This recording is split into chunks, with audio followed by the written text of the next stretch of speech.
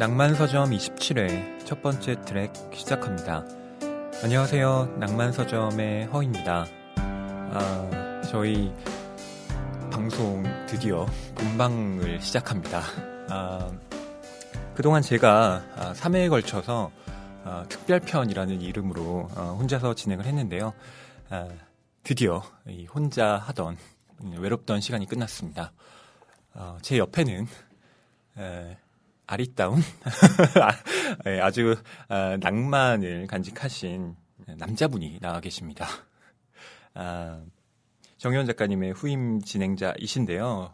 그동안 저희 그 낭만서점에서 거의 철저하게 비공개로 지금 감춰 두었다가 오늘 공개를 하려고 합니다. 네, 그럼 제 옆에 앉아 계신 낭만서점의 진행자 인사 부탁드립니다. 네, 안녕하세요. 박경환입니다. 네, 저는 제주소년 박경환입니다. 반갑습니다. 예, 아유, 반갑습니다. 네, 많은 분들께서 그 낭만서점 그 새로운 진행자가 누구냐에 대해서 네, 여러 가지 의견이 분분했다고 하더라고요. 제가 낭만서점 출연자 중에 한 분이다.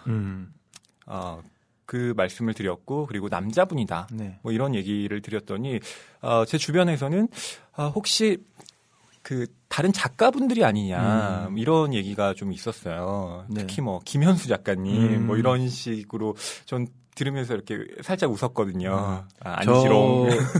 저라고 추측하시는 분은 없었나요? 아마 그러니까 가수분이 진행을 하실 거라고는 그렇군요. 상상을 못 하셨던 것 같아요. 네. 뭐 어쨌거나 낭만서점의 낭만을 맡기 위해서 나왔고요. 네. 앞으로 허희 씨와 함께 좋은 책들 같이 이야기 나누는 시간이 됐으면 좋겠습니다. 네. 사실 그 어떻게 저희 그 낭만서점의 그 새로운 자리를 맡기로 결심을 하셨는지 그것도 궁금했거든요. 일단은 뭐 처음에 제의를 해주셨을 때 라디오라는 장르가 제가 관심을 많이 가지고 있는 장르이기도 하고 저도 팟캐스트를 진행하고 있거든요. 예. 정정만이. 네, 박경환의 정정만이라고 해서 중의적인 의미를 가지고 있죠. 제주소년처럼.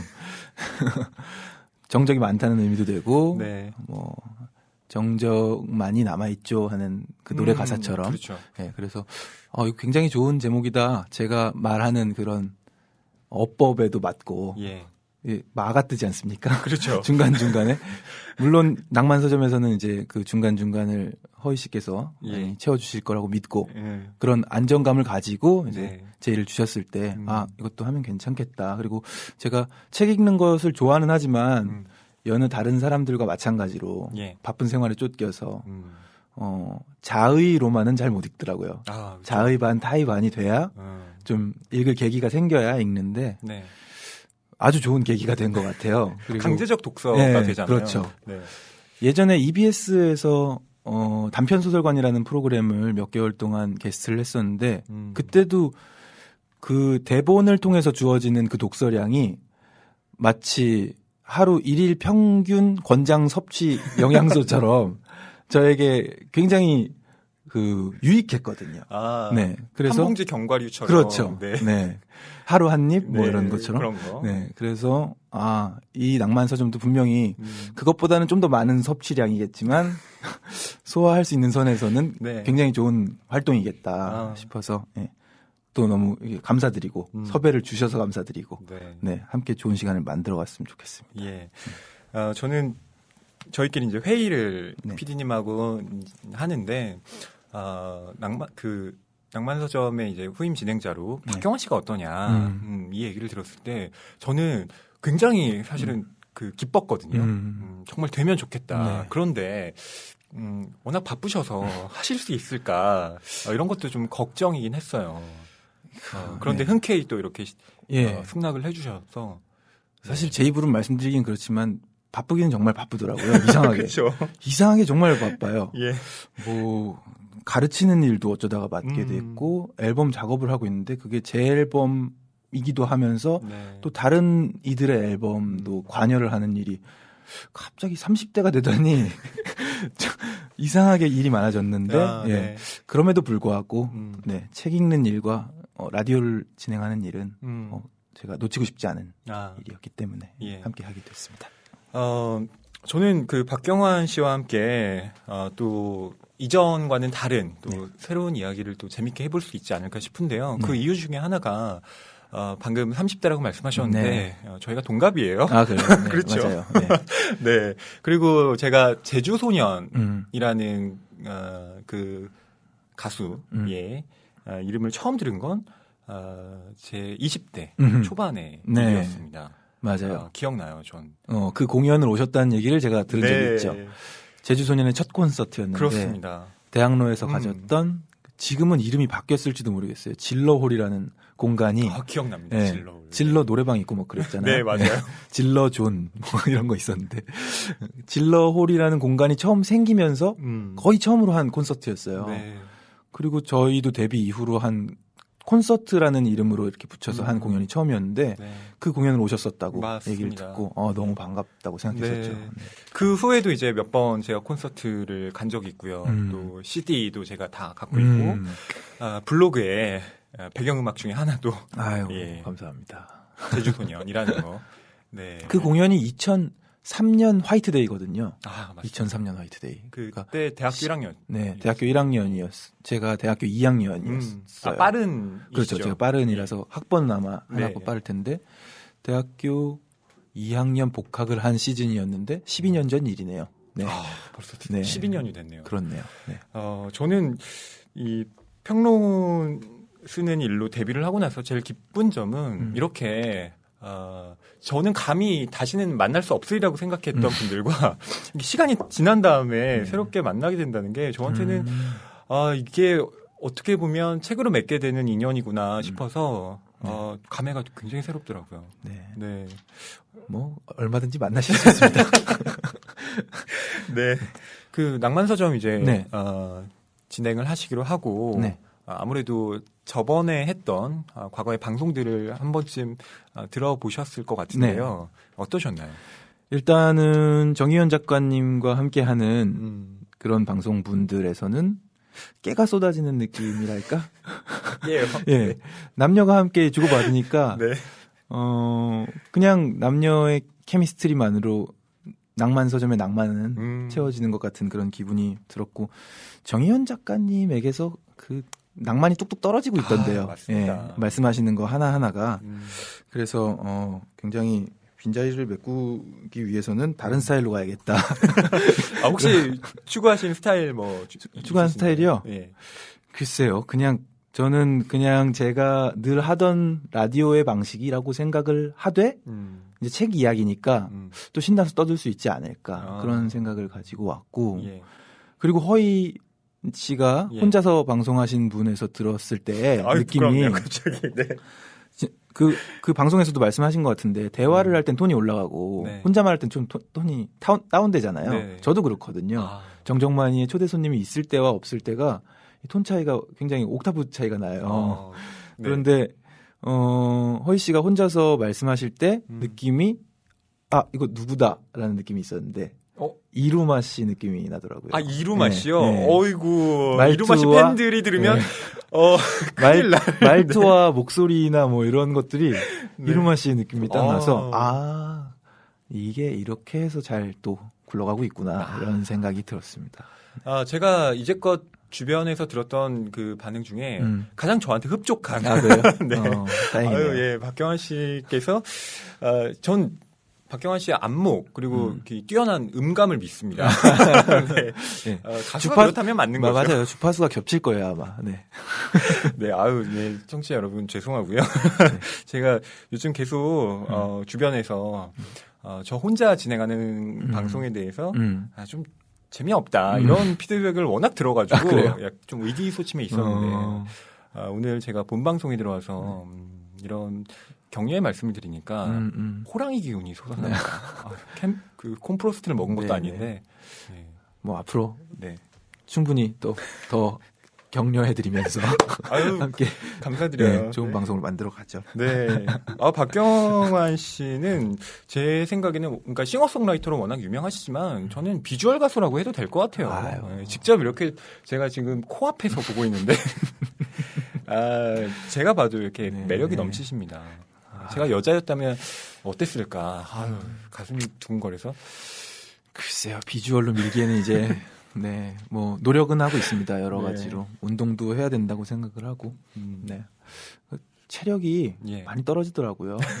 네, 그래서 체력. 네, 정말 30대를 넘어서고부터의 그 팔다리 쪽으로는 살이 안 가는데 주로 하복부 내장 비만이라고 그러죠. 그게 제일 위험하대요. 유산소 운동으로만 없앨 수 있는 맞습니다. 그런. 예, 그래서 공감이 되죠. 네. 비슷하죠 나이가. 예, 이 나이 때 정말 이런 일이 찾아오리라고는 저는 생각하지 못했거든요. 늘 뭐 축구공을 끼고 살았고. 네. 그래서 그 몸에 관해서는 거의 뭐 관리할 일이 없었던 그 시절이 책을 읽으면서도 생각나면서 요즘에는 일부러 걸어 다니기도 하고 일부러 수영장도 가고 하는데 그마저도 좀 책 읽기 못하듯이 시간이 없어서 잘 못해요. 이제 좀 해야 되겠다는 생각도 합니다. 저는 체력을 비주얼 가수 얘기를 하시니까 하기 위해서 저 요즘 그 홍삼을 계속 구매하고 있거든요. 전 배즙. 그러세요? 제가 홍삼 좀 낭만서점에 좀 비치해 놓겠습니다. 저희 하나씩 좀 먹고 시작하죠. 네, 그래야겠네요. 네, 그럼 저희 시작하기 전에 낭만서점이 줄기차게 밀고 있는 청취자 함께 듣는 책 소개 오늘도 준비했습니다. 어떤 분이 어떤 책을 소개해 주실지 들어보죠.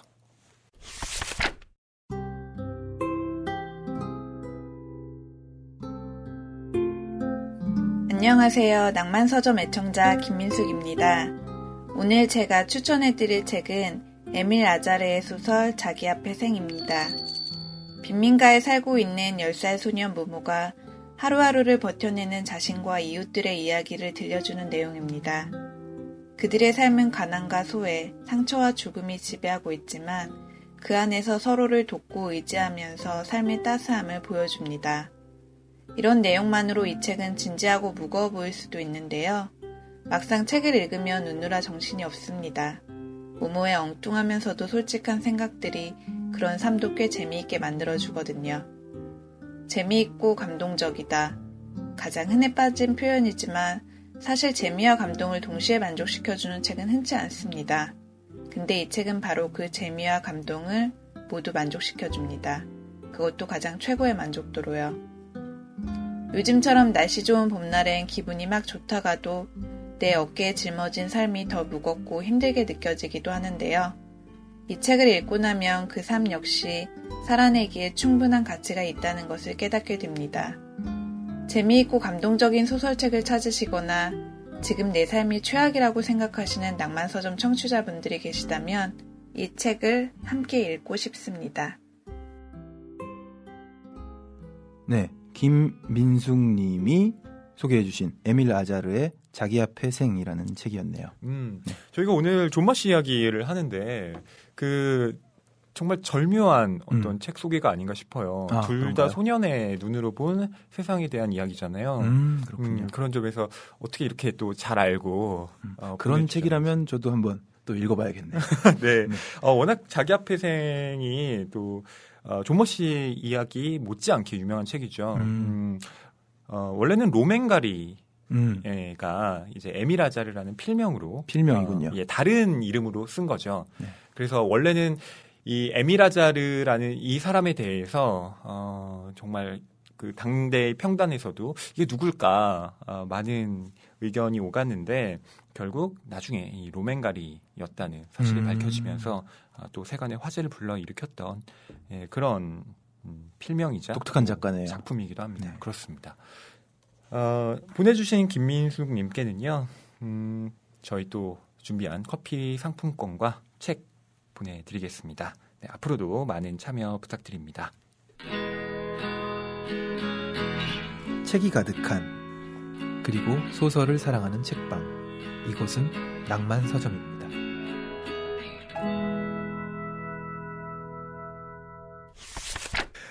오늘 첫 번째 방송 이제 시작하려고 하는데요. 처음 책을 뭘 할까 이것도 사실은 고민이었잖아요. 그래서 저희끼리 이야기를 해본 결과 우선 새로운 진행자인 박경환 씨의 취향을 가장 잘 드러내줄 수 있는 책으로 골라보면 어떨까 이런 얘기가 나왔습니다. 네. 그래서 제가 골랐고 모두가 흡족하게 그걸 하자고 딱 되었던 이 책은 일단 굉장히 얇습니다. 정말 이 선택 좀 신의 한 수였던 것 같아요. 좋은 선택이었죠? 정말 좋았어요. 네. 저희가 선택한 이 책은 제가 굉장히 감명 깊게 읽은 모양이더라고요. 왜냐하면 집에서 문득 옛 졸업앨범 비롯해서 뭐 일기장 등등등을 찾아봤는데 우연히 이렇게 넘기다가 중학교 2학년 여름방학 숙제인 개인 문집이라는 게 있었어요. 개인 문집. 네. 그래서 목차도 있고 뭐 들어가는 글도 있고 이 숙제를 내주신 선생님이 조금은 원망스럽지만 이 편집을 마치며 의미 있는 작업이었다고 생각한다. 감사드린다. 뭐 이런 글로 시작하는 굉장히 코웃음이 나는 그런 개인 문집이었는데 거기에 독후감을 쓰는 숙제가 이제 거기 묶여 있는 거예요. 일기 쓰는 숙제, 독후감 쓰기, 뭐 서울 과학관 다녀오기, 뭐 이런 것들이 있는데 거기에 독후감 중에서 바로 오늘 고른 이 책의 독후감이 장황하게 써 있더라고요. 중학교 2학년 때. 그리고 이 책은 제가 초등학교 6학년 아니면 중학교 1학년 때 읽었던 것 같아요. 그래서 그 숙제를 할 때 이제 빨리 읽었던 것 중에서 하나 끼워 넣자는 기억이 나요. 그래서 중1 아니면 초등학교 6학년 때 읽은 책인데 바로 파트리크 쥐스킨트라는 독일 작가의 존 머시 이야기라는 책입니다. 이 존 머시 이야기 하면 또 워낙 그 유명한 책이기 때문에 많은 분들께서 또 한 번쯤 뭐 읽지는 않으셨더라도 제목은 들어보셨을 거라고 생각해요. 선풍적인 인기를 끌었다고 표현이 되더라고요. 많은 블로그나 여기저기 알아봤을 때도 한때 한국에서 선풍적인 인기를 끌었다는 표현들이 많이 나오고 뒤에도 몇 쇄 이런 거 있잖아요. 판매량이 척도죠. 정말 와 2014년 7월 20일 심판 54세예요. 그러니까 92년 11월 25일 초판 1쇄고요. 뭐 등등등. 그것뿐만이 아닙니다. 초판 48쇄. 뭐 등등등. 굉장히 판매량이 높은 것으로 예상이 되고 아름다운 사파도 함께 있는데 장자크 샹빼라는 굉장히 유명한 사파가의 그림도 들어가 있습니다. 꼬마 니콜라라는 그렇죠. 그 작품으로 유명한 사파가죠. 저의 독서 취향을 그러니까 글이 좌우를 해야 되긴 하는데 오히려 사파가가 좌우를 하는 경향도 좀 있어요. 장자크 샹빼의 사파를 굉장히 좋아하고 꼬마 니콜라라는 책도 제가 굉장히 감명 깊게 읽은 책 중에 하나거든요.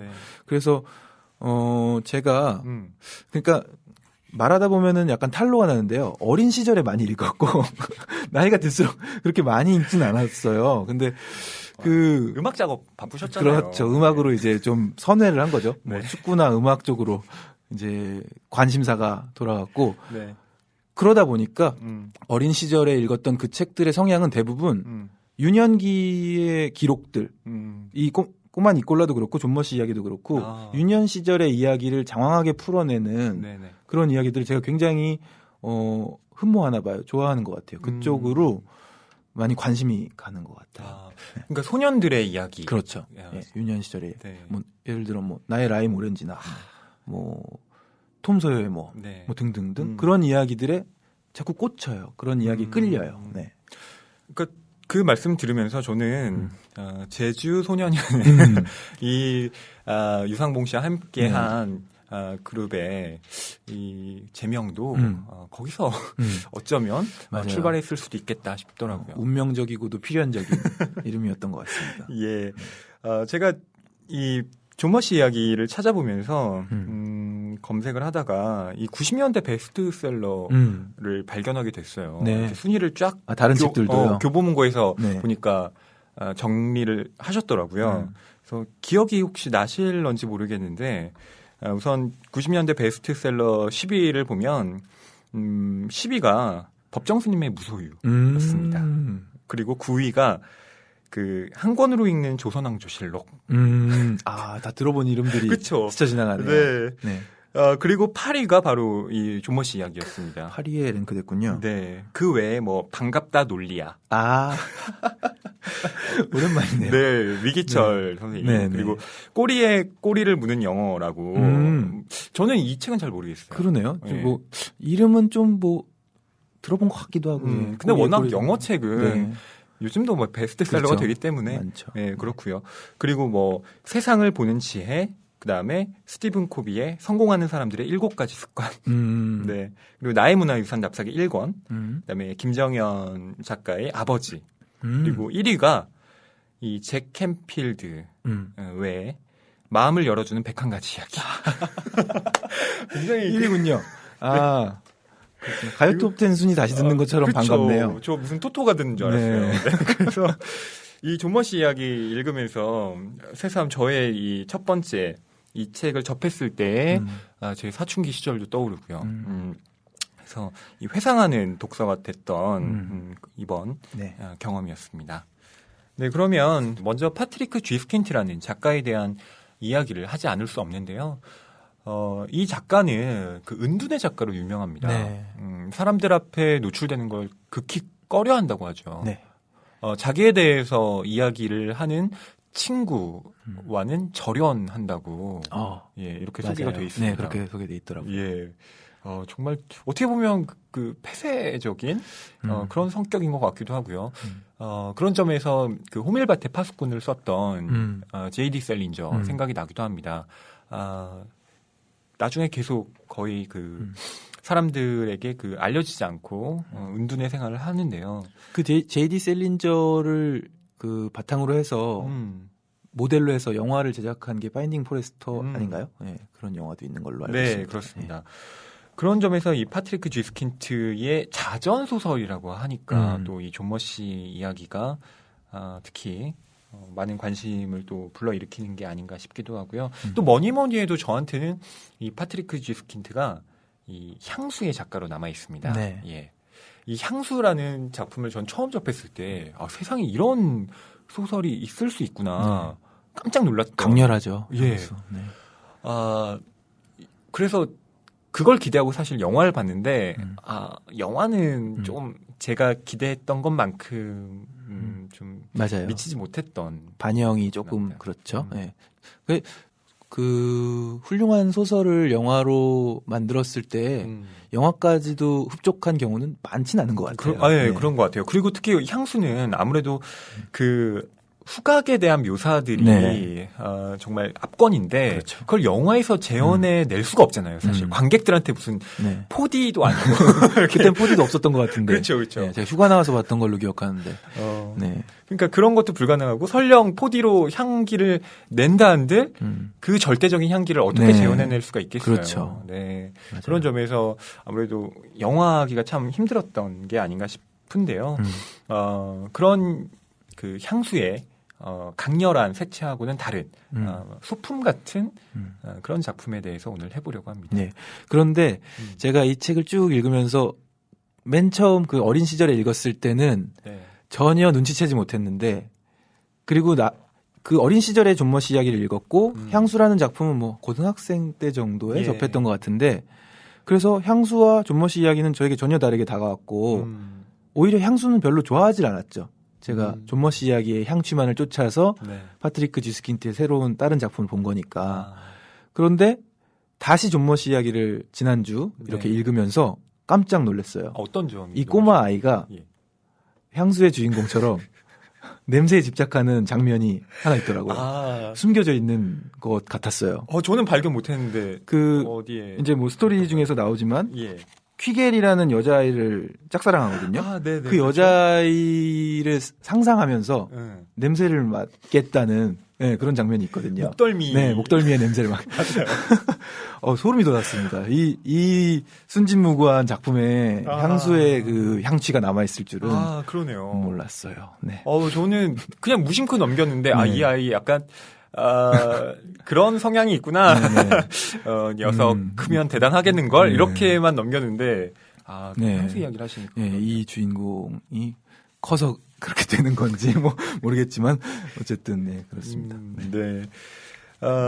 그러면 이 존머 씨 이야기에 대해서 또 뭐 네. 박영환 씨가 소개를 줄거리 간략하게 말씀을 드리면 일단은 아까 말씀해 주신 대로 자전적 소설이고 유년 시절의 이야기를 다루고 있어서 제 그 개인 문집에 의하면 1인칭 뭐 이렇게 써 있더라고요. 그러니까 그때 그런 것들을 배웠다는 사실도 뒤늦게 깨달아졌어요. 네. 전지적 작가 시점 뭐 이런 얘기가 네. 오랜만에 다가왔는데 그래서 꼬마 아이의 눈으로 계속 소설이 진행되는데 네. 이제 소설 중간중간에 계속 존머 씨가 등장하는 거죠.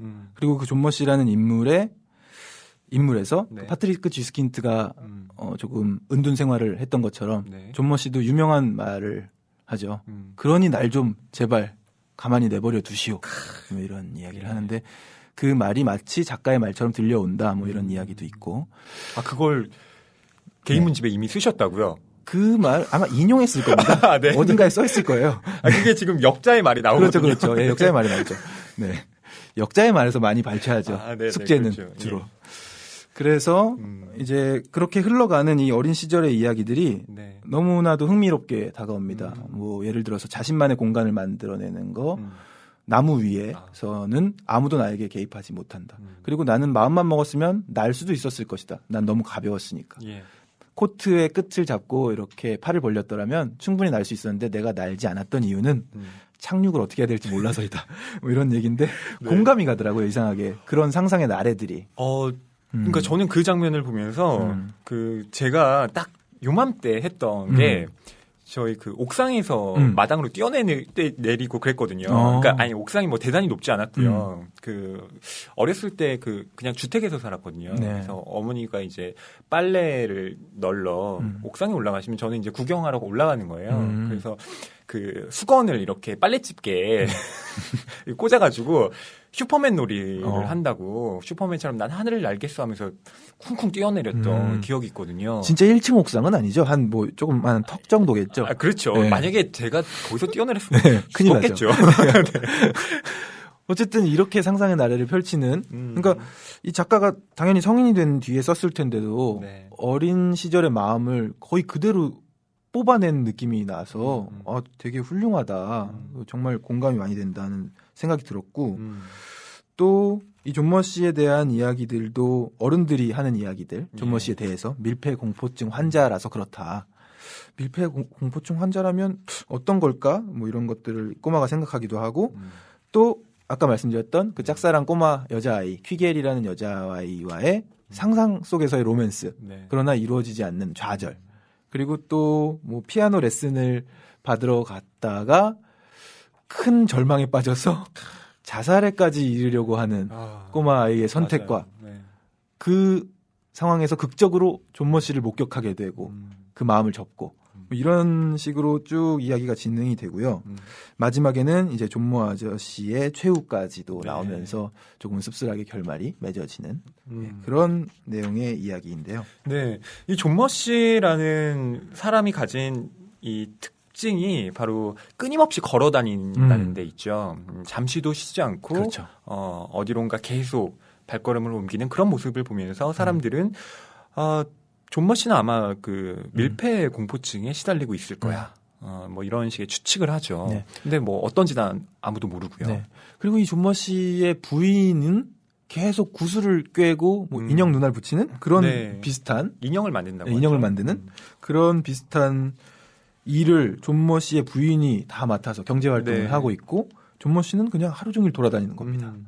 들어와서 자지 않는 날도 있고 네. 네, 그렇게 돌아다니는 밀폐 공포증 환자라고 불리우고 있는 네. 그런 면에서 이 소설은 분명히 나라는 1인칭 주인공 시점의 이야기이긴 하지만 동시에 존머 씨라는 사람을 나의 눈을 통해서 본다는 점에서 1인칭 관찰자 시점의 네. 그 시점도 겸하고 있는 그런 그렇군요. 소설인데요. 네. 그걸 알았더라면 개인 문집이 더 풍성해졌을 텐데. 다시 한번 적어보시는 게 어떨까요? 다시 제출 뒤늦게. 저는 존머 씨 이야기라는 이 제목이 네. 또 좀 독특하다라는 생각도 했는데요. 네. 이게 번역본이라서 혹시 출판사에서 바꾼 것이 아닌가라는 생각으로 원제를 제가 네. 독일어 사전을 이렇게 네. 검색을 해서 찾아봤는데 네. 원제도 똑같더라고요. 그렇죠. 존머 씨 이야기예요. 존머 씨 이야기. 그런데 사실 존머시에 대한 이야기는 이 소설의 비중을 놓고 보면 분량상 그렇게 많지 않잖아요. 그리고 그렇죠. 나의 내면을 서술하는 부분이 사실 더 많고요. 맞아요. 그런 면에서 본다면 이 소설의 그 제목이 온당할까? 이런 의문도 들었거든요. 저는 그게 개인 문집을 쓰던 그 어린 시절에 들었던 의문이기도 했어요. 의문이라기보다는 책을 읽고 나서 당연하게 남는 잔상들이 네. 아까 말씀드렸던 꼬마아이가 날개를 펼치고 날 수 있을 거라고 주장한다든지 나무 위에 자신만의 공간을 만든다든지 그리고 또 저희 노래에도 있는데 2분단 셋째 줄이라는 노래가 있듯이 그 여자 아이와의 상상 로맨스 맞아요. 이런 것들이 훨씬 크게 다가왔기 때문에 사실 이번에 이 책을 다시 읽으면서 책의 결말에 대해서 기억이 안 났어요. 그래서 다시금 흥미진진하게 읽을 수가 있었는데 네. 그런데 이번에 다시 읽으면서는요. 존머시를 향해 있구나 하는 거를 좀 더 강하게 느낀 것 같아요. 어린 시절에 읽었을 때는 그냥 꼬마아이의 이야기가 많아서 좋다 이런 기분이었는데 어찌 됐건 다시금 존머시 이야기로 돌아가고 중요한 순간에 존머시가 나타나고 이런 것들이 소설의 제목이 존머시 이야기가 될 만하다라는 생각이 들더라고요. 저는 박경환 씨의 말씀에 동의하면서 그리고 한편으로 그 의견에 또 어떤 보충 근거를 댈 수 있는 것이 이 장자크 쌍빼의 사파를 보면요. 이 나가 소년이 어떤 일을 할 때 보면 항상 저 멀리 존머시가 지나가고 있어요. 맞아요. 네. 그래서 저 이렇게 보면서 마치 원리를 찾아란가? 그거 이렇게 찾듯이 동그라미를 계속 쳤는데요. 그러니까 이 존머시가 어디인가를 계속 배회하고 있기 때문에 내가 이 동네에서 하는 거의 모든 일들을 또 존머시와 어떻게든 연관되어 있다는 맞아요. 예, 그런 장면을 또 이렇게 장자크 쌍빼가 포착한 것이 아닌가. 네. 장자크 쌍빼의 포착력이나 이 캐치력은 정말 대단한 것 같아요. 제가 최근에 낸 앨범 중에서 어바웃 제주소년이라는 스페셜 앨범이 있는데 그 앨범을 만들면서 사파를 집어넣었거든요. 예. 그리고 그 사파를 작업하는 데 있어서 류정엽 작가라는 그림 그리는 작가인데 예. 중학교 동창입니다. 그래서 함께 작업하면서 롤모델로 삼은 것이 장자크 쌍빼의 사파였고 여기 소설에도 중간중간 나오는 뭐 자전거를 배웠던 이야기 네. 그리고 아버지가 혼자서 TV를 시청하는 것을 거의 금기시하던 아버지가 1년에 한 번씩은 꼭 TV를 보러 가시던 그 장면에서도 장자크 쌍빼가 존머시가 그 이야기엔 등장하지 않는데도 존머시를 저 멀찌감치에 창밖에다가 이렇게 배치를 시켜놓죠. 예. 그래서 이런 센스가 참 배울만하고 감수성 면에서도 음악을 만드는 것이나 그림을 그리는 것이나 이제 어떤 풍경을 포착하고 그려내는 면에서는 동일하다고 생각이 들거든요. 네. 그러니까 어떻게 보면 문학이나 음악이나 사실 어떤 기본 골격은 비슷하잖아요. 그러니까 어떤 플롯을 짜고 그것에 대해서 그 생각들이 투영이 되고 그쵸. 그런데 그것이 좋은 작품이냐 그렇지 않은 작품이냐를 가르는 건 사실 어떤 커다란 문제보다는 디테일한 부분. 그러니까 그 얼마나 세심한 부분을 그렇죠. 잘 매만져 주느냐. 그리고 그런 것들을 잘 이렇게 뭐라고 할까요? 봉합한다고 할까? 바로 그런 부분에 있지 않은가 싶습니다. 미생이라는 드라마가 빅히트를 한 데에도 중요한 요인은 디테일이잖아요. 그렇죠. 그러니까 회사 이야기잖아요. 네, 회사 이야기인데 정말 회사를 세트로 쓰고 그리고 또 세트장을 따로 만들어서도 정말 똑같이 했더라고요. 나중에 그 22화 뭐 이런 쪽을 보면은 감독의 이야기라든지 뭐 카메라 감독이 어떻게 구도를 잡았고 이런 얘기들이 나오는데 그래서 그런 얘기도 있더라고요. 다른 얘기지만 여주인공 강소라 씨, 강소라 씨가 실제 그 그러니까 사무실에서 촬영하는 장면인 건 일요일이나 뭐 이랬던 것 같아요. 그래서 실제로 그 사무실 데스크에서 일하시는 분께 쪽지를 남기고 여기서 잘 찍고 갑니다. 뭐 고생하세요. 그러니까 그만큼 디테일이 살아있는 작품이었기 때문에 또 사랑을 받고 응답하라 시리즈 같은 경우에도 그렇고요. 디테일이 중요하죠. 그렇습니다. 제주소년의 음악도 항상 디테일이 좋다는 거. 제가 뭐 오랜 팬으로서 참 절절하게 깨닫고 있는 바입니다. 제주소년 음악의 디테일을 살리는 것은 만약에 음악만으로 디테일이 안 살아났다면 저희는 어떤 일까지 하냐면 네. 그 앰비언스를 집어넣어요. 앰비언스요? 네. 그게 뭐죠? 주변의 소리라는 개념인데 그냥 지금도 여기서 이렇게 소리가 나면 앰비언스잖아요. 봄비가 내리는 제주시청 어느 모퉁이의 자취방에서라는 곡이 있어요. 연주곡인데 비의 느낌이 나야 되는데 빗소리를 집어넣는 거죠. 네. 마음의 지도 뭐 이런 노래가 있는데 평화로운 밤하늘 뭐 섬에서의 그런 감성인데 바람 소리를 집어넣는 거죠. 뭐 예를 들어 뭐 그런 것들이 있습니다. 비 오는 아침에 또 빗소리 집어넣는. 굉장히 직접적이네요. 네, 직접적인 하지만 효과적인. 네. 그렇군요. 한편 뭐 제목에 대해서 조금 더 이야기를 한다면 이게 존머시 이야기라고 할 때 존머가 독일어로 여름이라는 뜻이라고 해요. 그래서 결국 이 존머시 이야기는 한편으로는 그냥 여름 이야기이기도 하구나. 그렇군요. 한때의 이야기. 그러니까 내 소년 시절에 가장 왕성하게 내가 자라났던 시절의 이야기이기도 하구나. 라는 생각이 들었거든요. 그러니까 이 작품은 존 머시라는 한 사람에 대한 이야기이면서 동시에 그 존 머시와 함께 내가 성장을 했던 나의 이야기이기도 하구나라는 점에서 이 제목이 의미가 있다라는 생각이 들었는데요. 듣고 보니 책에서 스쳤던 풍경들이 대부분 여름이네요. 그렇죠. 네. 물론 그 겨울 장면이 없는 건 있었죠. 아니지만 대부분 그렇습니다. 또 상징적으로 그 여름이라는 계절이 바로 가장 그 생명력이 넘치고 특히 그 청소년기를 흔히 또 여름에 비유하기도 하거든요. 네. 그런 점에서 그렇군요. 비슷한 게 아닌가 싶습니다. 어떤 장면이 좀 가장 인상 깊으셨어요? 자, 이제 좀 디테일하게 책의 어느 부분을 읽어드리면서 이 장면을 좀 전달해드리고 싶은 부분이 있다면 제가 아까도 말씀드렸던 나무 위에 자신만의 공간을 만들었다는 이야기 속에서 이제 이 꼬마가 나무 위는 늘 조용하였으며 사람들의 방해를 받지 않았다. 듣기 싫은 엄마의 잔소리도 없었고 형들의 심부름 명령도 그 위까지는 전달되지 않았으며 단지 바람이 부는 소리와 잎사귀들이 바스락거리던 소리, 나무줄기가 약간 삐걱거리던 소리, 그리고 먼 곳까지 훤히 내다볼 수 있는 탁 트인 시야가 있을 뿐이었다.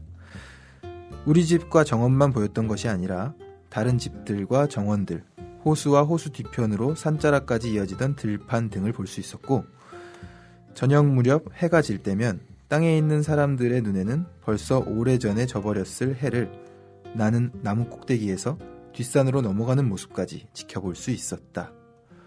이런 이야기가 나옵니다. 네. 그 옆에 이 사파가 그려져 있는데요. 정말 높은 나무에 이 네가 올라가 있는 장면이에요. 그리고 저 멀리 이제 해가 떠 있고요. 네. 야, 사파도 너무 아름답고 이 문장만으로 이런 아름다운 사파가 나올 수 있었던 이런 아름다운 문장이 있었던 게 아닌가 싶고요. 정말 그림이 그려지는 그리고 유년 시절의 기억 속에서 공감이 되기도 하는 모든 것을 떠나서 나만의 공간을 만드는 실제로 그런 일을 제가 실행에 옮긴 적도 있거든요. 어떤 공간을 지금 만드셨어요? 이 소설보다는 훨씬 더 없어 보이는 풍경이 그려질 텐데 친구들과 함께였어요. 친구들과 함께였고 아파트 뒤편에 모여있는 분리수거 분리수거를 해둔 페트병들을 가득 모아둔 아주 큰 마대자루들이 굉장히 많이 있었는데 마대자루를 이렇게 쌓는 거죠. 하나하나씩 동그랗게 쌓고 그 위에 뭔가로 박스로 이렇게 덮을 수가 있어요. 그러면은 한 2평 남짓한 공간이 만들어지고 저희들은 문도 이렇게 만들어서 그걸로 이렇게 들어갈 수가 있는 거죠. 그래서 야, 몇 시까지 모여? 그러면은 거기 모여서 속닥속닥 놀고 한 초등학교 4, 5학년 때 일이었던 것 같은데 어느 날 가봤더니 없어져 있더라고요. 경비 아저씨가 수거하셨구나. 경비 아저씨가 다 정리해 놓으셨더라고요. 어떤 놈들이 이랬나 이렇게 하면서 하셨겠죠. 페트병으로 만드셨구나. 저는 그 박스로 폐지 이런 거 이렇게 지붕도 세우고 그렇죠. 그런 것들 많이 꼬마 때는 그런 걸 좋아하는 것 같아요. 그 우라사와 나오키라는 일본의 만화가가 있는데요. 20세기 소년이라고 거기서도 원래 그 모든 출발이 그들만의 아지트에서 자기들끼리 비밀 장소 만들어서 거기 안에서 일어났던 일들을 이제 성인이 돼서 다시금 이 새삼 뭔가 완전히 다른 식으로 펼쳐지는 과거를 만들어 나가는 이야기인데요. 유명하잖아요, 20세기 소년. 저는 못 보긴 했는데 워낙 유명하더라고요. 존 머시 이야기를 읽으면서 그런 소년들의 눈으로 본 작품들이 다 떠오르더라고요. 그렇군요. 네. 저는 이 소년이 이렇게 나무 위에 자기만의 공간을 만든다는 점에서 네. 그러니 나를 좀 제발 가만히 내버려 두라고요라고 하는 존 머시의 그 선언을 사실 이 아이도 하고 있구나 싶더라고요. 그러니까 존 머시뿐만 아니라 어떤 사람들에게 간섭받지 않고 싶은 네. 나만의 세계를 만들고 싶은 그런 욕구는 누구나에게 있다라는 것이 이 그렇죠. 소년의 어떤 행동을 통해서 보여지는 것이 아닌가 싶어요. 네. 그런데 이 존 머시가 하는 행동이 지금 좀 기괴하잖아요. 네. 아내는 지금 인형을 만들고 있는데 왜 자꾸 돌아다니는지 이유도 알 수가 없고. 네. 한데 이 존 머시에 대한 이야기를 이제 소년이 시작을 합니다. 그러니까 소설 시작하고 나서 한참 딴소리를 한 거예요, 지금. 그렇죠. 나무에 올라가고 뭐 날 수 있고 뭐 이런 얘기 하다가 자기가 하려는 얘기는 이런 얘기가 아니고 존 머시 이야기를 하려고 하는데 그 설명 속에서 이런 문장이 나옵니다. 그런데 정작 그가 어디를 그렇게 다니는 것인지, 그러한 끝없는 방랑의 목적지가 어디인지, 그리고 무엇 때문에 그가 그렇게 젠걸음으로 하루에 12, 14 혹은 16시간까지 근방을 헤매고 다니는지 아무도 아는 사람이 없었다. 이런 이야기가 나오고요. 이상한 일은 그에게 아무런 볼 일이 없다는 것이었다. 아무것도 가지고 가지 않았으며 아무것도 사지 않았다. 배낭은 버터빵과 우비를 빼고는 늘 비어 있었다. 우체국에 가는 일도 없고 군청에 가는 일도 없이 모든 일은 자기 부인에게 다 일임하였다. 누구를 방문하는 적도 없고 어디로 가서 잠시라도 머무는 일이 없었다. 뭐 이렇게 존 머시의 일상을 소개하고 있습니다. 예. 존 머시가 왜 그런가에 대해서 뭐 여러 가지 추측을 해볼 수 있겠지만 우선 이 시대 상황을 또 얘기를 해봐야 될 것 같아요. 맞아요. 이게 자전적 소설이라고 제 생각에는 보이는데 기스킨트가 1949년생이잖아요. 그러니까 2차 세계대전이 끝난 거의 직후에 이제 그렇죠. 출생을 한 건데 그렇죠. 이 소년의 어린 시절, 그러니까 이 작가의 어린 시절이라고 한다면 50년대겠네요. 네, 분명히 전쟁의 어떤 아픔을 겪은 사람들이 정말 그 아픔을 어쩌지 못하고 특히 독일이니까요. 상처를 이렇게 다 끌어안고 살아가는 그런 맞아요. 상황일 텐데 존 머시도 그와 연관이 있지 않을까 싶거든요. 소설 뒷부분에도 마을 사람들이 수군거리는 이야기 속에서 나왔던 것 같은데 아무도 더 구체적으로 알려고 하진 않았다는 이야기가 나오더라고요. 네. 왜냐하면 그 전쟁의 아픔이 되살아나는 것을 사람들 모두가 두려워했기 때문에 존 머시에게 어떤 아픔이 있었겠지만 사람들은 애써 외면한 것일 수도 있겠고요. 네. 알려고 해도 알 수도 없었고요. 네. 그런 스토리들이 있겠죠. 이 존 머시의 대사가 별로 없습니다. 소설에. 그렇죠. 그런데 여기 유일하게 좀 꽤 많이 나와요. 존 머시가 고개를 가로저으면서 뭐라고 혼잣말을 중얼거리곤 했는데 그 말은 불과 몇 마디를 제외하고는 전혀 알아들을 수 없는 말들이었다. 예를 들자면 아주 바빠서 이제 학교 뒷산 올라갔다가 호수를 빨리빨리 지나서 오늘 아직 시내에도 꼭 가봐야 하고 너무 바빠 지금 당장 너무 바빠 시간이 없어 점점점점 이렇게 존 머시의 대사가 나와 있는데요. 제발 날 좀 가만히 내버려 두라고 이외의 유일한 대사거든요 지금. 네. 그래서 이렇게 중얼거리면서 다니는 인물이었다는 점에서 조금은 환상을 해소해주기도 하고요. 네, 그래서 좀 반가운 대사였습니다. 오히려 존 머시가 뭔가 특별한 일을 하고 있었다면 저는 오히려 이 작품이 다 읽고 나서는 좀 다른 의미에서 허무해졌을 것 같아요. 네, 그렇죠. 그런데 오히려 아무것도 하지 않았기 때문에 이 인물이 가진 그 내면의 예, 그렇죠. 얼마나 깊고 우리가 예측할 수 없는지 그런 것들을 보여주지 않나 싶었거든요. 감춰져 있을수록 더 이제 아리송하기도 하고 소설의 매력도 더 다가오는 것 같고요. 그러니까 뭐 번박하게는 혹시 뭐 나치 시절에 그 유태인 수용소에 갇혀 있던 그런 유태인이 아니었나 뭐 이런 추측을 해보는 사람도 있고요. 혹은 어쩌면 그가 바로 뭐 나치였을지도 몰라. 그런 죄책감에 시달리고 있는 사람인지도 몰라. 뭐 이런 식의 굉장히 양반된 해석들이 네. 난무하더라고요. 그렇죠. 근데 정말 뭐 그에 대해서는 뭐 작가 자신도 답을 내리고 있지 않고요. 그런 여지를 남겨두었다는 점에서도 참 매력이 있는 소설이 아닌가 싶어요. 어린 시절에는 그런 부분에 대해서 좀 답답했던 경향이 있는 것 같아요. 왜 답이 안 나오지? 뭐 이런 거죠. 알려줘야 될 거 아니야. 이런 생각을 했던 것 같은데, 이제 와서는 이제 많은 그 해석의 여지들을 남겨두고 네. 어디로든 이제 생각을 펼쳐나갈 수 있게 해주는 또 좋은 작품이 아닌가 생각이 드는데, 이제 조금 이야기가 진행된 이후에는 네. 가족들이 수군거리는 장면이 있습니다. 그러니까 일단 사건이 한 번 있었죠. 아버지와 함께 차를 타고 가는 와중에 우박이 크게 내린 네. 그 이후에 존머 씨가 지나가는 걸 발견하고 차에 타십시오, 태워다 드리겠습니다 했는데 그러다가 죽겠어요라고 아버지가 평소에 하시지 않던 말씀까지 하신 거예요. 예. 그런데 존머 씨가 그 말에 우뚝 서더니 그러니 날 좀 제발 가만히 내버려 두시오라고 말한단 말이죠. 네. 그러다가 죽겠어요라고 말했는데 그러니로 시작하니까 죽고 싶다는 얘기인가 뭐 이렇게 다가오기도 하고 네, 그 말에만 이제 우뚝 서서 반응을 했던 거거든요. 그렇죠. 계속 대꾸도 하지 않다가 그러니까 저 사람 완전히 돌았군 하면서 이제 아버지와 아들은 그냥 갈 길을 가고 다시 가족들만 모여서 이야기를 할 때 네. 밀폐 공포증 환자라서 그렇다 뭐 이런 식으로 이야기가 되는데 이 꼬마는 밀폐 공포증이라는 어려운 단어를 접하고 곰곰이 생각하면서 침대에 누워서 잠들지 못하고 계속 네. 생각을 이어갑니다. 저는 이 존머 씨가 계속해서 돌아다니는 행위가 결국엔 무엇인가로부터 도망치려는 행위라고 봤거든요. 그런데 무엇으로부터 도망치는 건가?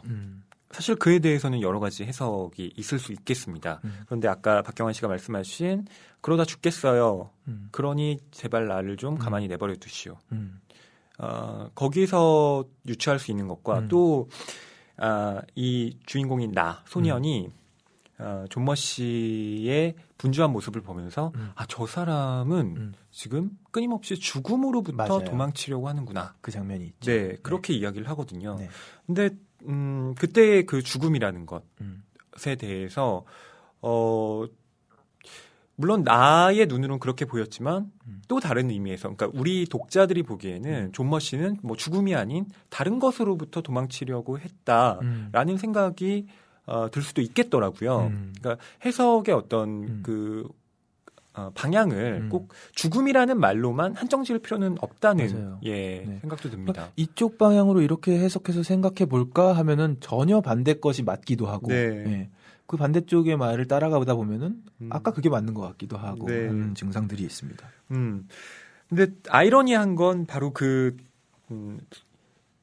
나인 그 소년의 입을 빌리자면 바로 그 죽음으로부터 끊임없이 도망치려고 했던 즉 그렇기 때문에 언제나 죽음을 의식하고 있었던 존머 씨로 인해서 자기 자신이 구원받을 수 있었다는 거죠. 그렇죠. 예, 이때 저는 근데 구원이라는 말 혹은 전회라는 말로 밖에는 표현을 못할 것 같아요. 네.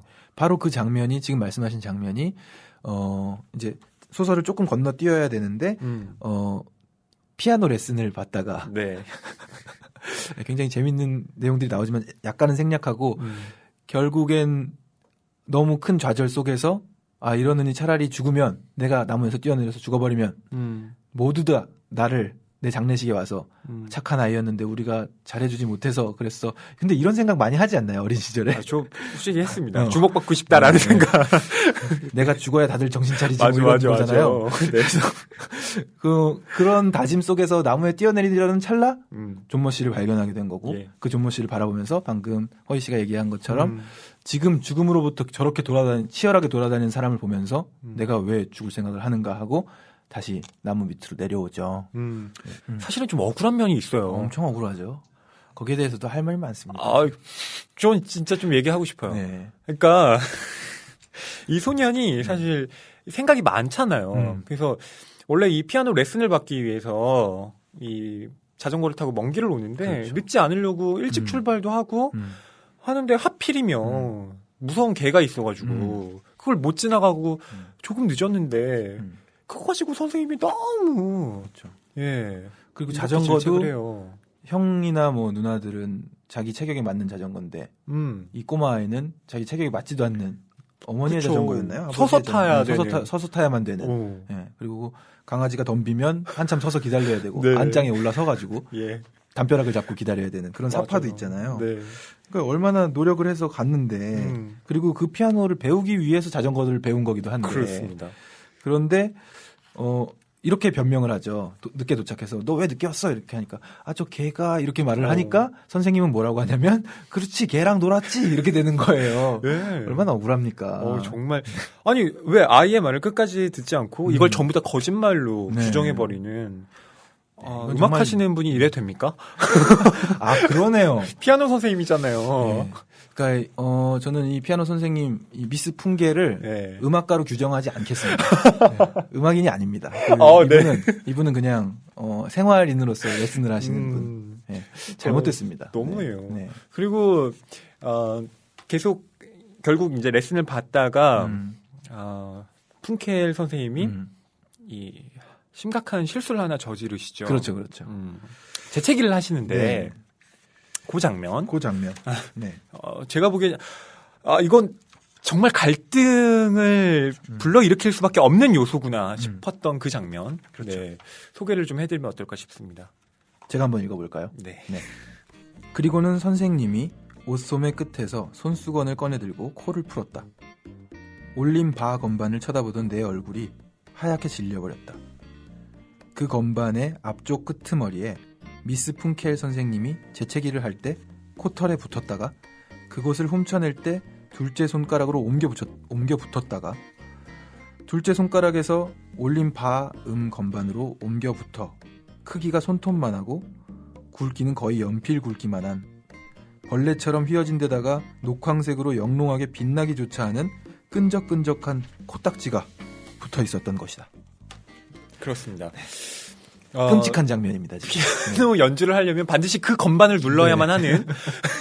하지만 푼켈 선생님은 보지 못하고 나만 알고 있는 선생님이 재채기를 하고 네. 거기서 파생된 그 딱지가 그쵸. 그리고 이게 좀 이게 건조된 딱지도 아니에요. 지금 약간 끈적끈적하고 그렇습니다. 녹황색으로 영롱하게 빛나기조차 하는 축농증이 좀 있으신 듯한. 네, 약간 액체와 고체 사이의 그 건반에 그리고 연필 굵기라는데 얼마나 굵습니까? 네. 지금 상상만 해도 그걸 피해서 건반을 누르는 건 불가능하다고 하고 있죠. 네. 그래서 이제 한참 혼나고 그 건반을 연주하고 있는데 그 음정을 칠 차례가 점점 다가오는 거죠. 네. 마치 카운트다운을 하듯이 10, 9, 8 이렇게 되는 거죠. 네. 그래서 결국은 그 건반을 일부러 누르지 못합니다. 네. 그러자 선생님은 너 일부러 그랬지 하면서 이제 분노가 완전히 터지는 거죠. 그렇죠. 사실 일부러 그런 거 맞긴 한데 사정이 있는 거잖아요. 사정이 있죠. 네. 설명을 들을 생각도 없고 고의로 그렇게 한 거야. 이 괘씸한 놈, 건방진 놈, 못된 놈, 버르장머리 없는 쓰레기 같은 놈 뭐 이렇게 얘기를 하고 아이한테 너무 심한 언어표현을 내쫓습니다. 내 물건 싸가지고 꺼져버려. 이렇게 내쫓고요. 뭐 던지시고 뭐 던지는 사파도 있어요. 네. 이 미스 푼켈 참 할 얘기가 많은데 늙은 할머니예요, 사실. 근데 혹시라도 지금 자기가 미스라는 걸 모르고 자기가 시집을 갈 수 있는데 가지 못하는 그런 불상사가 생길까봐 아이한테 억지로 계속 미스를 붙이도록 강요를 하고 있는 나쁜 선생님입니다. 저는 그 낭만서점 얼마 전에 옐리네크의 피아노 치는 여자라는 작품을 저희가 방송을 한 적이 있습니다. 거기서 저는 이 조모 씨 이야기의 푼켈 선생님을 장면을 읽으면서 어쩌면 그 옐리네크의 피아노 치는 여자의 주인공이 시간이 많이 흘러서 시골 마을에서 아이를 가르치게 된다면 어쩌면 이렇게 될 수도 있겠구나 싶더라고요. 그렇군요. 물론 그렇게 안 될 수도 있지만 약간 왜 그 장면이 같이 오버랩되는지 모르겠습니다만 낭만서점 청취자분들 한번 떠올려 보시면 어떨까 싶습니다. 예전 회를 한번 다시 들어보시면 되겠네요. 그 푼켈 선생님에게 가혹한 봉변을 당한 내가 어떤 마음이 들었는지 제가 좀 읽어볼게요. 나는 온몸으로 떨었다. 무릎이 너무나 떨려서 자전거를 타는 것은 고사하고 거의 걷지도 못할 지경이었다. 부들부들 떨리는 손으로 짐을 싣는 곳에 얹어놓은 악보책을 잡고 자전거를 옆으로 밀면서 갔다. 그것을 밀고 가는 동안 말할 수 없이 참담한 생각들이 내 마음을 짓눌렀다. 나를 그렇게 혼란스럽게 만들고 오한이 날 정도로 몹시 흥분하게 만들었던 것은 미스 푼켈 선생님의 난리법석이 아니었다. 매맞을 것과 집 밖으로 나오지 못하는 감금이 무서워서 그랬던 것도 아니었다. 뭔가를 두려워했던 것도 아니었다. 그런 것들보다는 이 세상 전체가 불공정하고 포악스럽고 비열한 덩어리일 뿐 다른 아무것도 아니라는 분노에 찬 자각 때문이었다. 그리고 그 못된 개의 잘못은 또 다른 문제였다. 모든 것이 다 문제였다. 어떤 것에 대한 예외도 없이 모든 것이 다 그랬다. 우선 제일 먼저 내게 맞는 자전거를 사주지 않은 우리 어머니가 원망스러웠고 어머니를 그렇게 하도록 만든 아버지가 그랬으며 선 자세로 자전거를 타야 하는 내 모습을 보면서 몰래 나를 비웃었던 누나와 형들도 마찬가지였다. 나를 구역질나게 만들었던 하르트라우 박사님 댁 개의 똥도 그랬고 호숫가길을 꽉 메워 나를 늦게 도착하지 않을 수 없게 만들었던 산보객들도 그랬다. 푸가 형식으로 나를 괴롭히고 모욕스럽게 만든 작곡가 헤슬러도 그랬다. 말도 안 되는 억지로 내게 누명을 뒤집어 씌우고 올림 바 건반 위에 구역질 나는 코딱지를 붙여놓은 미스 푼켈 선생님도 마찬가지였다. 그리고 내가 딱 한 번 필요로 하였을 때 도와줄 것을 간청하였건만 비겁하게 침묵을 지키고 있다가 어긋난 운명의 수레바퀴가 돌아가는 모양만 지켜보았을 뿐 다른 아무것도 하지 않았던 세상 사람들이 자비롭다고 하는 하느님도 마찬가지였다. 저는 이 소년이 철학자가 될 수도 있겠구나. 그렇죠. 네, 크면 그런 생각을 했습니다.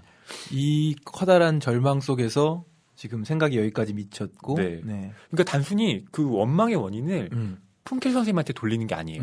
모든 구조적인 원인을 생각하는 겁니다. 내가 왜 이 상황에 직면할 수밖에 없게 되었는가를 하나하나 소급해 가면서 결국엔 절대자에 대한 원망으로까지 가는 이 뭐랄까요? 귀납법적인 이 사고방식은 그렇네요.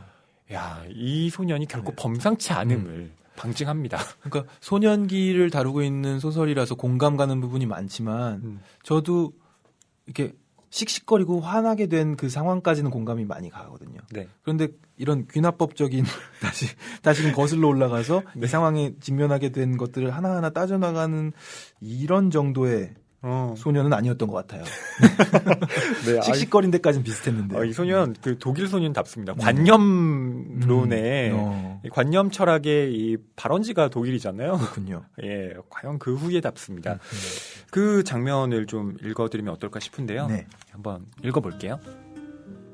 존머 아저씨는 미동도 없이 서서 숨을 헐떡이며 몰아쉬고 있었다. 호흡이 어느 정도 가누어지자 아저씨는 갑자기 숨을 죽이더니 무슨 소리라도 엿 들으려는 것처럼 고개를 돌려 사방을 살폈다. 그러고는 몸을 구부리더니 왼쪽 덤불 밑을 살피고 키가 작은 나무들이 숲을 이룬 오른쪽을 살피고 인디언처럼 나무 주위를 슬쩍 돌더니 다시 제자리로 돌아와 위쪽만 빼고 사방을 다시 한번 살피고 귀 기울여 보다가 아무도 자기를 따라오지 않고 있으며 먼 곳까지 한 사람도 보이지 않는다는 것을 확인한 다음 3번의 빠른 동작으로 밀짚모자, 지팡이, 배낭을 벗어놓고는 침대에 눕는 것처럼 길게 다리를 뻗고 나무 뿌리 사이에 땅바닥에 드러누웠다. 그러고는 누워서 미처 쉬기도 전에 눕자마자 바로 일어서더니 깊은 한숨을 길게 몰아내쉬었다. 아니, 그것은 한숨이 아니었다. 한숨을 쉬면 뭔가 홀가분해지는 듯한 소리가 나지만 그것은 뭔가 고통스러운 신음에 가까웠고 홀가분해지고 싶은 갈망과 절망이 엉켜서 가슴에서부터 배어나오는 깊고 참담한 소리였다. 그런 다음 몹시 허둥대며 허겁지겁 떠날 채비를 했다. 물병을 배낭 속에 집어넣고 배낭은 자리에서 일어서면서 짊어지고 지팡이와 모자를 꽉 움켜잡은 채 쟁걸음으로 헐떡거리며 숲을 속으로 사라져갔다. 뭔가를 스쳐가는 소리, 나뭇가지를 헤쳐나가는 소리, 그리고 지팡이가 딱딱한 아스팔트를 두드리는 박절기 같은 소리가 큰 길 쪽에서 빠른 속도로 멀어져가며 이어졌다. 난 가문비 나무의 줄기를 꽉 끌어안으며 나뭇가지 위에 앉았다.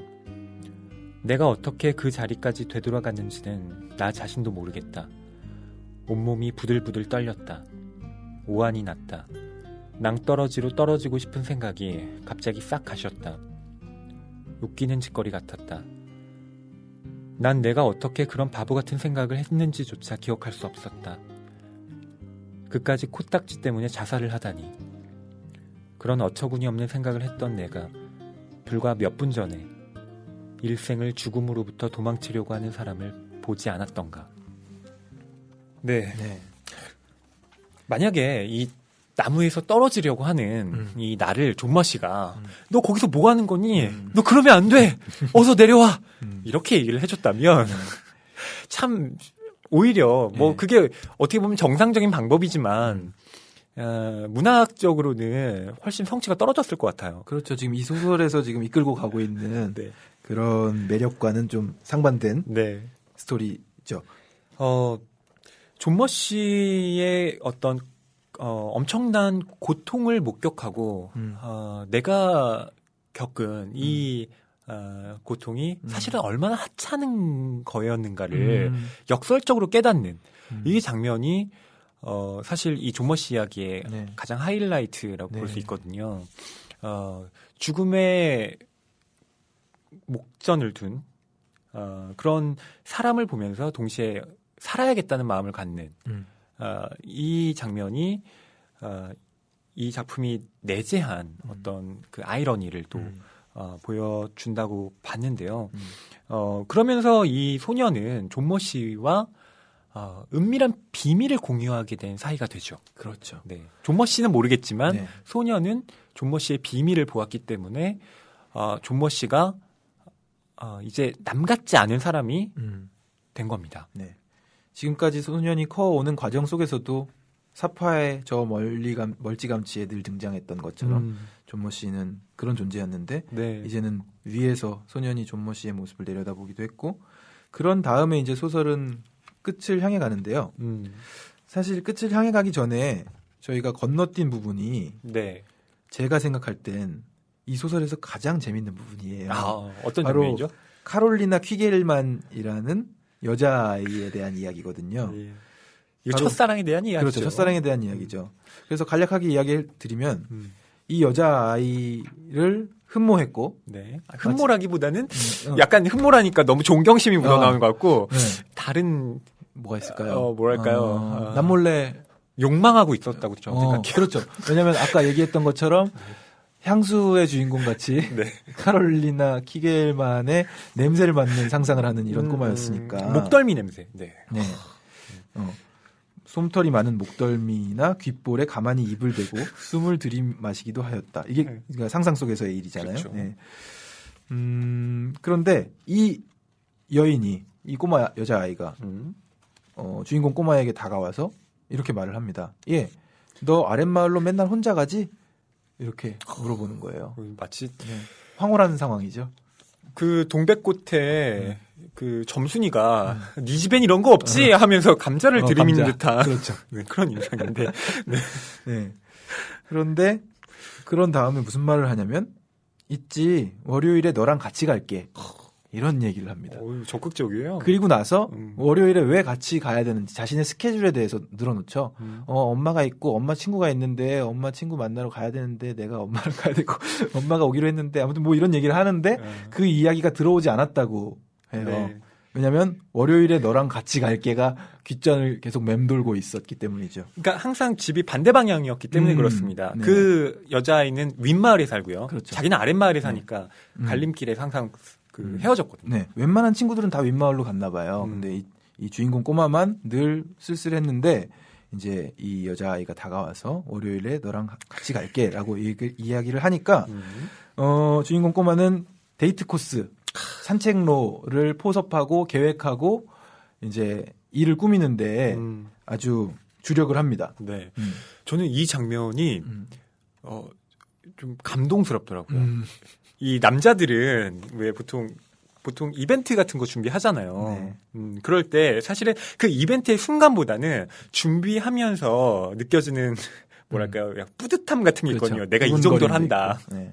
설레임도 있고. 내가 이렇게 풍선 분다. 내가 이렇게 지금 촛불 깔고 있다. 그렇군요. 네, 그런 걸 해보셨어요? 글쎄요. 네.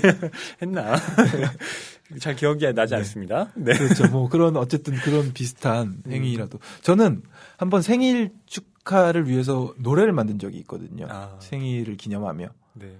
소중한 그분을 위해서. 그렇죠. 네. 네, 지금의 아내를 위해서 이제 만들었던 노래인데 나중에는 앨범에도 실리게 되었고 생일을 축하해라는 곡으로. 그게 그 곡이었군요. 네. 그래서 그 곡을 만드는 동안에 방금 말씀하신 그런 감정을 느꼈고 결과적으로도 그 생일 선물은 굉장히 뿌듯한 선물이 되었는데 네.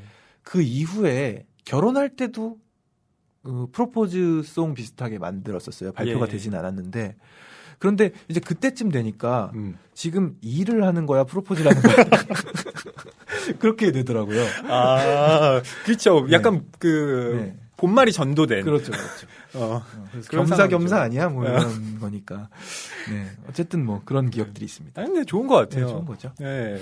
그러니까 사랑하는 그 사람을 위해서 노래도 작곡을 하고 뭐 그걸로 발표도 한다면 좋은 거죠, 뭐. 네. 뭐 작업을 하고 있습니다. 네. 근데 이 아이가 사실 얼마나 섬세한 소년이냐면, 그러니까 데이트 코스 다 짜고요. 네. 그리고 그 데이트 코스 중간에 혹시 내가 좋아하는 그 여자애가 배고프지 않을까? 간식도 미리 다 배치를 해놓습니다. 어떤 것들을 계획했는지 제가 간략하게 소개를 해드리면요. 번호까지 붙였어요. 네. 1. 길 가장자리쯤에 위치해 있는 것으로서 끊임없이 윙하는 소리를 내고 출입구에는 빨간색 번개 표시 위에 고압선 주의, 위험이라는 노란색 편말이 걸려있는 발전소의 작은 변전소. 2. 잘 익은 딸기가 달려있는 7포기 산딸기나무. 3. 사슴구유. 비록 볏짚은 없지만 그 대신 커다란 소금덩이가 그 안에 들어있다. 4. 전쟁 직후 어느 늙은 나치가 목을 매달고 죽었다는 말이 전해져 내려오는 나무 한 그루. 5. 높이가 거의 1m의 직경이 1m 50으로 산책로의 마지막 코스이면서 동시에 최고의 볼거리가 될 개미굴. 6. 높이가 10m쯤 되는 튼튼한 나뭇가지에 걸터 앉아 기가 막히게 멋있는 호수 풍경을 만끽하고 그 애에게로 몸을 기울여 목 언저리에 가만히 입을 갖다 대기 위해서 함께 올라가기로 계획한 멋진 너도밤나무 고목. 예. 이렇게 치밀한 계획을 세워뒀습니다. 이거 보면요. 그 계획에 기승전결이 있습니다. 그러니까 1로 시작해서 6으로 끝나는 이 계획의 마지막은요. 스킨십이에요. 그러니까 이 소년 주도면밀합니다. 네. 목 언저리에 가만히 입을 갖다 댄다. 나무 위에서. 뭔가를 알고 있어요. 높은 데로 올라가야 되잖아요. 그래서 스카이 라운지 뭐 이런 데서 소개팅도 하고 뭐 프로포즈도 하고. 그러니까 뭔가 이렇게 사람이 긴장 상태에 있을 때 그 사람에 대한 호감도가 증가한다고 하더라고요. 그걸 본능적으로 아나? 잘 모르겠네요. 진짜. 네, 대단합니다. 참 이렇게 열심히 준비한 계획 그 이후에 또 결과에 대해서도 말씀을 해주시죠. 크나큰 절망이 찾아옵니다. 일단은 많은 역경들이 있었지만 다 참고 기다렸어요. 그날따라 여학생들만 남으라는 거예요. 그래서 여학생들만 남아서 뭐 보충 수업을 하고 남자인 이 친구는 그냥 교문 밖에서 기다리는 거죠. 1시간을 기다리죠. 네. 그렇게 기다리고 있는데 이 친구가 여자아이가 다가와서 퀴겔만이 다가와서 너 나 기다렸니? 그러니까 기다렸지 당연히. 그래 네. 내가 말했다. 나 오늘 너랑 같이 안 가. 엄마 친구가 아프대. 그래서 엄마가 거기 안 간대. 우리 엄마가 그러는데 하면서 또 그 처음 말했을 때처럼 장황한 자신의 스케줄을 늘어놓는데 그 다음은 안 들리죠. 너랑 같이 안 가. 이것만 남는 거예요. 맞아요. 그래서 아주 쓸쓸하면서도 너무 아름답게 표현된 장자크 샹프의 사파가 이 책에서 거의 한 페이지만 나와 있었는데 이 그림은 2페이지에 걸쳐서 나옵니다. 예, 정말 아름답게 그려져 있는데요. 그 소녀는 씁쓸하게 오른쪽으로 가고 있고요. 나는 씁쓸하게 왼쪽으로 사라지고 그리고 나무 사이에 존머 씨가 걸어가고 있는 그 장면이 그려져 있죠. 네. 참 뭐랄까요. 남자의 순정. 이 저는 여기 이 장면에서 마음 짠하게 와닿더라고요. 그래서 아까 말씀드렸던 자살을 결심했던 그 나무 위에서의 상상 속에서도 엄마, 아빠, 형, 누나 그리고 그 풍켈 선생님 다 내가 떠나고 난 다음에 울면서 후회하겠지. 그리고 마지막으로 피날레를 장식하는 건 이 여자 아이가 와서 뭐 입을 맞춰준다고 했던가요? 아무튼 예, 이 여자 아이도 나를 그리워하겠지. 이런 상상들을 하게 되는 거죠. 그러니까요. 존머 씨 이야기를 하면 반드시 여기에 대해서 언급하고 가야겠다라고 사실은 마음 먹고 있었거든요. 네. 사실은 이 소설 안에 사랑과 이별, 죽음, 삶 이런 생의 모든 보편적인 요소들이 다 들어있어요. 네. 네. 좌절, 환상 뭐 여러 가지가 있습니다. 네. 참. 하지만 뭐 이런 역경을 딛고 일어나야 또 좋은 사랑을 하게 되잖아요. 그러니까 처음부터 너무 잘 이루어지면 그럼요. 안 돼요. 안 됩니다. 이런 좌절이 있어야죠. 어린 시절에 꼭 한번 겪어야만 할 그런 씁쓸함이고요. 네. 그리고 꼭 드려야 되는 말씀이기도 한데 이 존머 씨 이야기는 이 책을 제가 처음 접한 게 바로 지금 이 극 중에서의 퀴겔만 같은 여자아이 있잖아요. 첫사랑에 해당하는. 그 여자아이가 6학년 때 저에게 선물로 줬던 책이에요. 그러셨어요? 네. 좋아하는 여자아이가 선물로, 그런 의미가 또 있었군요. 그런 의미가 있어서 이 장면을 읽을 때 그 아이도 상상하면서 읽었던 것 같고, 그래서 더 진하게 다가왔던 스토리 중에 하나가 아닌가 싶습니다. 예. 이런 여러 가지 의미로 또 책을 선택하신 건데, 그럼 결말에 대해서 저희가 이야기를 마지막으로 해보죠. 세월이 많이 흐르죠. 키가 작았던 나도 키가 거의 170cm에 가까울 정도로 이제 키가 크게 되고요. 예. 고등학교 5학년이라고 나와 있습니다. 뭐 한국하고는 이제 학제가 다르니까요. 이제 청소년으로 성장을 한 건데 그 이후에 이제 존머 씨가 어떻게 되는지에 대해서 말해보죠. 먼저 청소년기에 겪었던 이 갈등 그리고 청소년기의 꼬마가 이젠 꼬마가 아니죠. 이 청소년기의 이 소년이 생각하는 생각에 대해서 대변하고 있는 구절이 있어서 읽어보겠습니다. 언제나 나는 뭔가를 해야 된다는 강요를 받았고 지시를 받았으며 기대를 저버리지 말아야만 했다. 이것 해, 저것 해. 그것 하는 것 잊어버리면 안 돼. 이거 끝냈니? 저기는 갔다 왔니? 왜 이제서야 오니? 항상 압박감과 조바심, 언제나 시간이 부족했고 무슨 일이든지 항상 끝마쳐야 되는 시간이 미리 정해져 있었다. 그래서 아주 가끔씩만 편안한 시간을 누릴 수 있었다. 그 무렵에는. 이런 이야기가 나옵니다. 오히려 자유롭게 나무 위에서 세상을 바라보았던 그 아동기 시절에는 그토록 자유스러웠는데 이제 어른이 되어가면서 어쩔 수 없이 맞닥뜨려야 하는 어떤 의무들, 이 자기를 옥죄어오는 그런 압박에 대해서 쓰고 있는데요. 그런 면에서 보면 뭐 한국이나 독일이나 진짜 그러니까요. 학생들 특히 이 성장기의 이 고통들은 비슷하구나 싶더라고요. 그러니까 어른들의 생각 속에서는 그 시기에 열심히 공부를 해야 된다고 당연히 생각할 것 같고 제가 아이를 키워가는 과정에서도 공부를 안 하면 걱정은 될 것 같아요. 그런데 최근에 중학교 동창들을 아주 오랜만에 만났거든요. 정말 순수하게 중학교 졸업 이후로 한 번도 만나지 못했던 17년 만에 재회를 한 친구들이 많았어요. 근데 만나서 이야기를 해보니까 그 친구들과 거의 학원에서 많이 시간을 보냈던 친구들이거든요. 반은 달라도. 그러다 보니까 공부한 기억이 있어야 되는데 저희들의 기억 속에는 학원 마치고 달려나가서 축구를 했던 기억밖에 없는 거예요. 공부를 뭐 했었는지는 전혀 기억이 나지 않고요. 같이 축구했기 때문에 그렇게 끈끈한 거예요. 그 그렇죠. 야밤에. 맞아요. 그래서 정말 뛰어놀아야 되는 시기는 어린 시절이기도 하지만 또 청소년기이기도 하지 않나 강력하게 생각을 해봅니다. 그래서 아이를 키우는 기준도 제 나름대로 생각을 하고 있고요. 예. 네. 저는 지금도 이 고등학교 친구들과 함께 어떤 커뮤니티를 같이 하고 있는데요. 그 이름이 족구 패밀리입니다. 공부 패밀리가 아니에요. 족구를 하던 그 시절 기억으로 지금 버티며 살고 있는데요. 존머 씨의 부인이 네. 이 시기에 예, 사망을 하게 됩니다. 네. 예, 존머 씨 혼자 남겨지죠. 그러고 나서 이 존머 씨는 혼자 생활을 하는 참 그나마 부인이 있었기 때문에 이 존머 씨를 어떻게든 보살펴 줬을 텐데 아무도 이제 존머 씨에 대해서 관심을 기울여 주는 사람이 없는 네. 겁니다.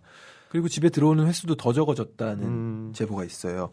뭐 집주인이 그냥 월세를 받으려고 이제 가끔씩 만나는데 뭐 4일씩이나 들어오지 않고 어디서 자는지 먹고 다니는지 알 수가 없는 네. 그런 상황 속에서 존모 씨의 방랑은 계속되죠. 네. 그러다가 내가 이 마지막으로 존머 씨를 우연히 목격하게 됩니다. 존머 씨 생애 최후의 순간을 보게 되는데요. 호숫가에서 존머 씨가 그 호수 안쪽을 향해서 점점 걸어 들어가고 있는 네. 예, 그 모습이었습니다. 처음에는 존모 씨가 그냥 강을 걸어서 건너려나 보다. 이렇게 상상을 해요. 기적을 행하려나. 네. 그냥 당연히 존모 씨라면 걸어서 강을 건너는 것도 뭐 수영을 한다고는 상상할 수 없다고 그렇죠. 이렇게 표현을 합니다. 예. 존모 씨가 수영을 한다는 건 상상할 수 없는 일이었고 그런데 점점 더 들어가고 물이 목구멍까지 차고 턱 위까지 차고 그제서야 나는 무슨 일이 일어나고 있는지 감을 잡을 수 있게 되었지만 움직이지도 않고 소리도 지르지 못했다. 존모 아저씨 정지 뒤로 라고 소리치지도 않고 다른 사람의 도움을 청하기 위해 그곳에서 황급히 뛰어나가지도 않았으며 아저씨를 구할 수 있는 배나 뗏목 혹은 구명용 공기 매트를 찾으려고 해보지도 않은 채 저 멀리에서 가라앉고 있는 작은 섬에서 한 번도 눈을 떼지 않았다. 네. 존모 씨가 이렇게 저 멀리에 가라앉고 있는 작은 섬이라고 이야기를 네. 하고 있네요.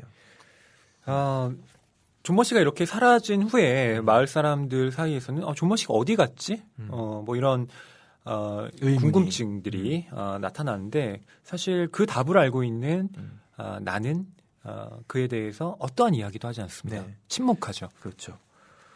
2주일이 걸렸대요. 존모 씨가 사라진 것을 마을 사람들이 알기까지는. 네. 그것도 월세를 받으려다가 없어서 또 상의를 하고 이렇게 하다 보니 마을에 알려진 건데 사람들은 뭐 이렇게 얘기를 하는 거죠. 완전히 돌아버렸을 거야. 길을 잃어버리고 다시 집으로 돌아가는 길을 못 찾았던 것이 분명해. 다른 나라로 이민 갔나 봐. 밀폐 공포증 때문에 우리가 살고 있는 유럽이 너무 작게 느껴져서 캐나다나 호주로 갔을 거야. 뭐 이렇게 예. 수근수근 합니다. 저는 이 마지막에 이 비밀을 지켜준 거라고 생각해요. 소년이. 왜냐하면 자신을 죽음으로부터 역설적으로 구원해준 사람이 존머 씨였고 그의 비밀을 내가 알았기 때문에 나 역시 그의 비밀을 지켜주어야겠다는 어떤 마음이 마을 사람들에게 사실 존머 씨는 지금 호수 안에 있어요라고 네. 이야기하지 않는 것이 아닐까 네. 싶습니다. 사람들은 뭐 이것저것 생각을 했지만 호수에서 이제 존모 씨가 네. 생을 마감했을 거라고 생각하는 사람은 아무도 없었다고 하네요. 예. 이렇게 사실은 어떻게 보면 참 좀 쓸쓸한 듯한 결말로 네. 끝이 나는 존머 씨 이야기였습니다. 네. 저는 존머 씨 이야기 박경환 씨 덕분에 다시 읽게 되면서 새삼 이 존머 씨라는 사람에 대해서 예전에는 제가 역시 소년의 눈으로 봤기 때문에 소년의 입장에 국한되어서 이 작품을 봤다면 지금 제가 아저씨가 된 입장에서 이 존머 씨 이야기에 또 에이 아직 아저씨는 아니시죠? 그냥 아저씨죠 뭐. 네. 총각. 네, 총각. 좋네요. 그러니까 어쩌면 이렇게 끊임없이 돌아다닐 수밖에 없는 이 존머 씨의 삶이 그렇게 이상하지만은 않다라는 그렇죠. 생각을 하게 됐어요. 네. 그러니까 지금 문득 드는 생각인데 이제 철학적인 그런 사유들을 많이 해석에 이렇게 붙이잖아요. 그러니까 우리들 그 누구도 네. 존 머시가 아닌 것이 아니다. 우리도 다 방황하고 있고 어디로부터 와서 어디로 가는지 모르는 채로 살아가는 네. 그런 허무함 속에서 또 삶은 저물어가고 그런 내용들도 또 살짝 내포가 돼 있지 않나 생각이 듭니다. 네, 이렇게 오늘 저희 낭만서점 27회 방송 박경환 씨와 또 박경환 씨가 추천한 책 존 머시 이야기로 함께 대화를 나눠봤습니다. 어떠셨나요 오늘? 너무 즐거웠고요. 예. 그리고 또 책 얘기 또 제가 어린 시절에 아주 재미있게 읽었던 책 이야기를 하다 보니까 시간 가는 줄 몰랐고 뭐 원래부터 처음 만나서부터 잡은 컨셉이긴 하지만 네. 뭐 어떤 지식을 자랑할 수도 없고요. 있지도 않고요. 네. 그냥 가지고 있는 책에 대한 인상 그리고 인상 깊게 보여졌던 장면들 네. 이야기하면서 뭐 이야기 나누니까 너무 즐거운 시간이었습니다. 네. 저는 여러분께서 들으시기에 어떠실지는 잘 모르겠는데 정말 뭐랄까 굉장히 편안하게 이야기를 했습니다. 저도 뭐 갖고 있는 지식이 없기 때문에 그 책에 대한 네. 뭐 저도 받은 느낌들, 감상들을 함께 나누는 시간이었는데요. 뭐랄까요? 첫 방송이었지만 굉장히 편안한 네. 그런 시간이었다는 것 분명히 말씀드릴 수 있을 듯합니다. 네. 여러분들 청취 소감 또 많이 댓글로 남겨주시고요. 또 새로운 진행자 박경환 씨 앞으로도 많은 응원 관심 부탁드립니다. 그렇군요. 청취 소감이라는 게 있군요. 갑자기 경직되네. 잘한 건가? 아니. 네, 네. 많이 남겨주시기 바랍니다. 네, 저희 그러면 다음 또 다른 책으로 찾아뵙겠습니다. 오늘 이렇게 함께한 낭만서점 저로서는 첫 방송이었는데요. 다음 이 시간까지 또 건강하시고 다음 방송에서 뵙겠습니다. 감사합니다.